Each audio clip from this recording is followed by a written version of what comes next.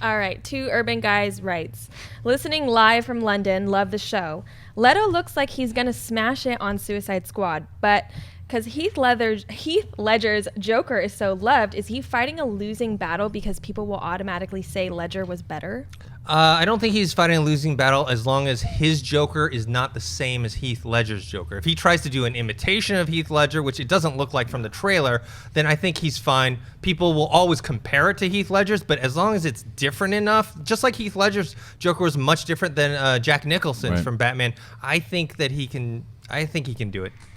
Yeah, everything I've seen so far of Jared Leto's Joker is fantastic. It's got a little of Cesar Romero. It's got a lot of the Dark Knight Rises, not Dark Knight Returns, Frank Miller's Dark Knight, that kind of psychotic, violent Joker. It's very far away from the Heath Ledger Joker, so I'm very happy about that. He's adding his own personal touch to it. He's a comic book fan. I think it's going to be a great Joker, so I'm looking forward to it. Of course, it's going to get compared. I mean, just like Heath Ledger did for sure. It'll happen. Then he'll make it his own.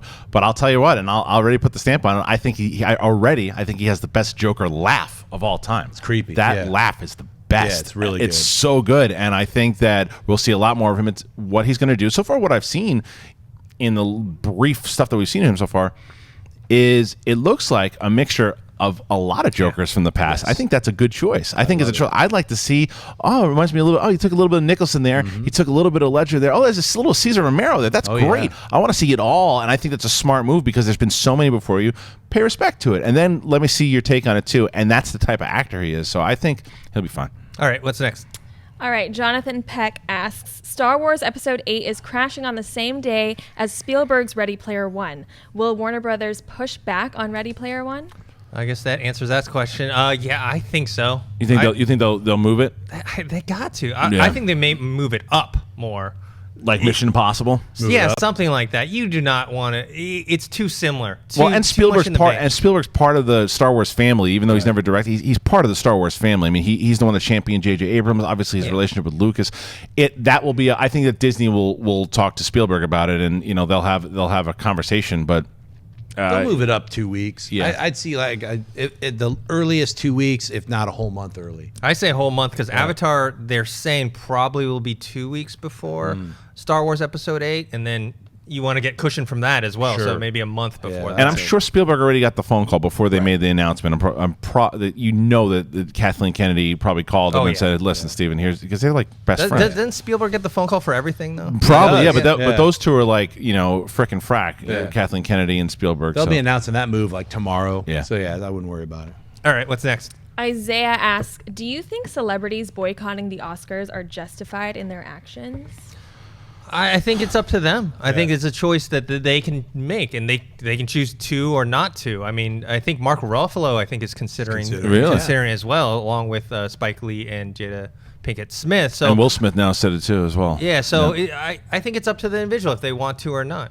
Yeah, I mean, the boycotting of the Oscars, it depends really. I mean, I definitely see all of their perspectives on it. I mean, but once again, you look at the Oscars, it's 93% white males over 60. So it's like, if you look at those percentages, you're gonna and you look at it like racially, then you're basically saying, do you mean the Academy? That's what I'm saying. The Academy, the voters. Then you're saying all those voters are racist, which is kind of sucky to say that. And also, I find it a little weird when it's like somebody who's like their significant other is up for an award and they don't win. It feels a little sour grapes to me. It's like, look, it's like definitely the diversity is not there, and it wasn't there last year. But then the 2 years before, so a lot of different ethnic wins, cultural wins, different race wins. I mean, so you look at the last 2 years and you say, look, it's all whitewash. But then the previous 3 years, it wasn't at all. In fact, it was almost the opposite.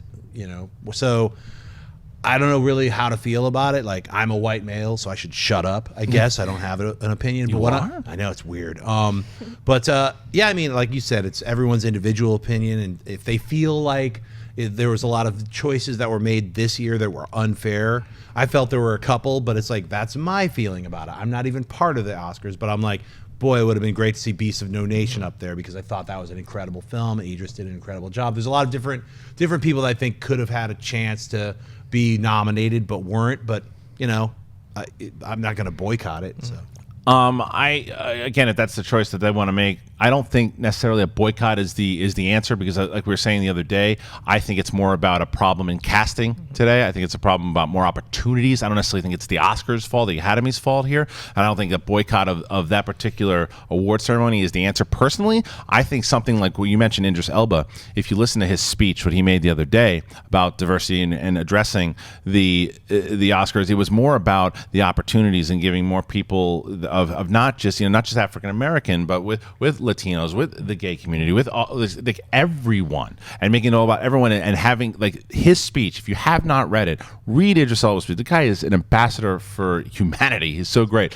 But when you just boycott, and I think that you're right, it rubbed me the wrong way when Jada Pinkett Smith did it. Not so much because Spike Lee never used the word boycott, and he said it himself. Jada Pinkett Smith seemed to me like, I wonder, and she might have, but I wonder if Will Smith did get nominated, and if she would have had a problem with a lot of other people not getting nominated. Yeah, she has a dog in the fight, so it's a little different. Right. But you're talking about someone like Spike Lee or Mark Ruffalo. But Spike Lee never used the word boycott. What did he exactly do? He was addressing more of and he even came out and said, I never used the word boycott. He was addressing the problem that there certainly is one. There absolutely is a problem again, to where we use the example the other day is like, why couldn't have been let's say Nate Parker in one of these bigger movies? Is Nate Parker getting the same shot that a Mark Ruffalo is, or that a Matt Damon is? I don't know. It doesn't seem like it as much, because Nate Parker's a guy to me that should be a superstar.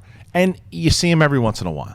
There are other, there are so many different, and it's not just African American. There are more Latinos out there that should be getting more opportunities, and more in the gay community. There's so much more, but it's a matter of the casting process. That's what it is. It's the casting. Who's getting opportunities? It's a bunch of different stuff. You have the casting opportunities, then you also have what we were talking about before is the voting board. I mean, if it's 93% white and the average age is 63 and it's male.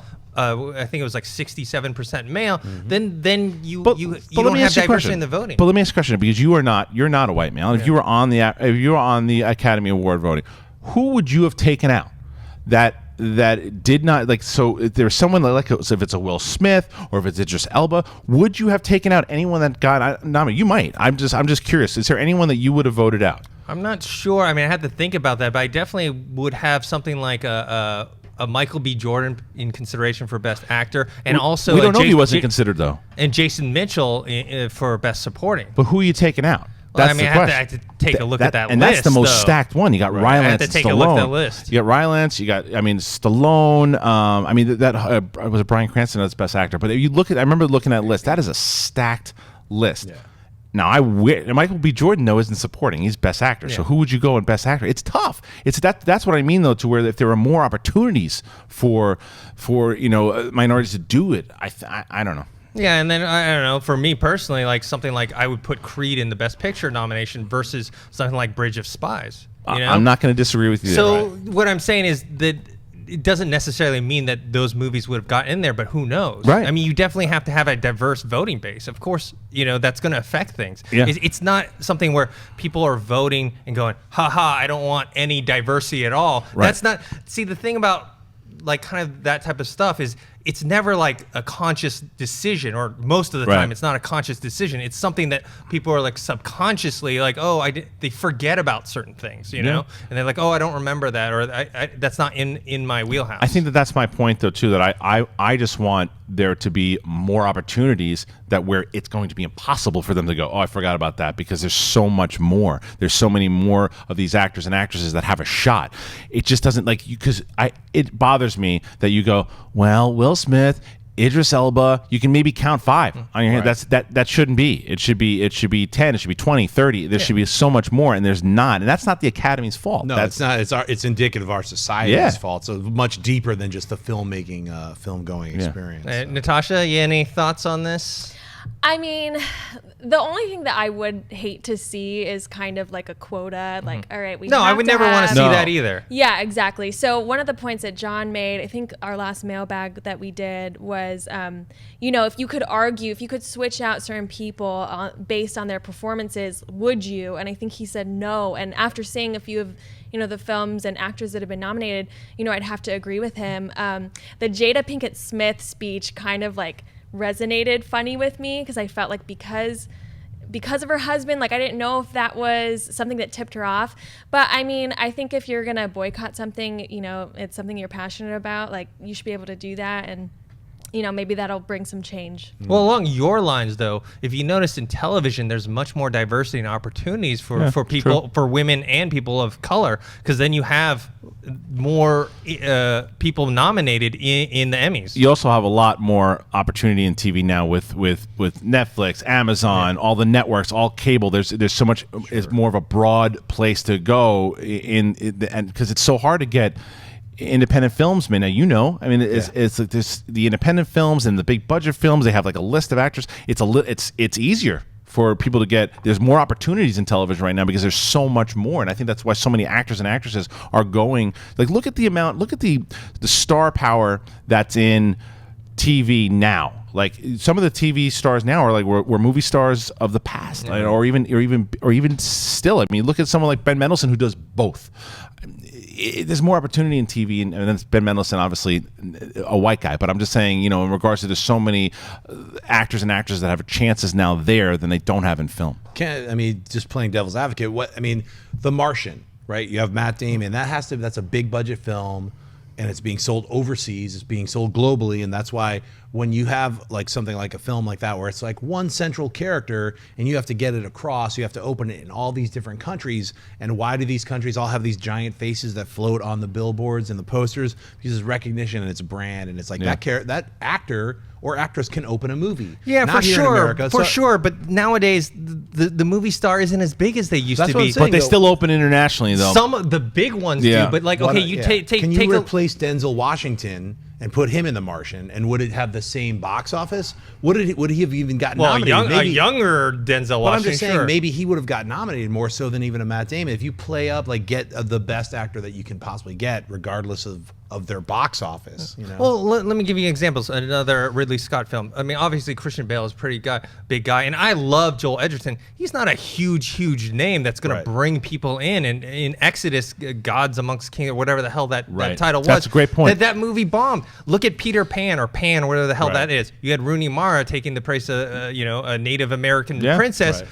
That movie bombed like crazy. So what is her? I mean, she's a talented actress, but what box office wise is she bringing? No, that's my point. Those examples were dead on. That's my point. Is that those, especially those particular roles, those shouldn't have gone to white actors. But that's once again financing. That has nothing to do with, like, that's all about just being able to get the money to make the movie. That's like, well, you have this. Here's a short list of 5 people that you can pick from in order to get $100 million. You don't want these 5 people. Now your budget is $30 million. You think Rooney Mara and Edgerton are getting that money for those? In order for them to get, that's all from a list. You can choose from this list. You have no choice. As a filmmaker, and you get that money, you have these different lists that you're getting. Right. So I'm just telling you, it's like you could fight for a list. Like, you have people fighting for, like, I want this actor, I want this actress.